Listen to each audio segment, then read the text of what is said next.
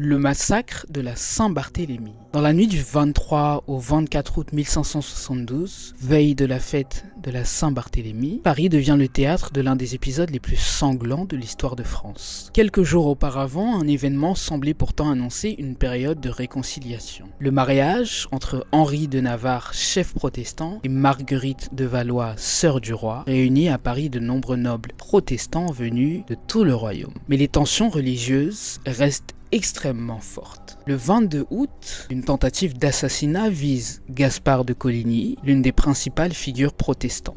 Blessé mais vivant, il devient le centre de toutes les inquiétudes. Craignant une réaction des protestants et une possible guerre civile, le pouvoir royal prend une décision. Dans la nuit du 23 au 24 août, plusieurs chefs protestants sont assassinés. Très rapidement, les violences se propagent dans Paris. Des groupes armés s'en prennent aux protestants de la ville. Pendant plusieurs jours, les massacres continuent et s'étendent à d'autres villes du royaume. Cet événement choque profondément l'Europe entière et aggrave encore les divisions religieuses du pays. Paradoxalement, l'un des survivants de cette période est Henri de Navarre.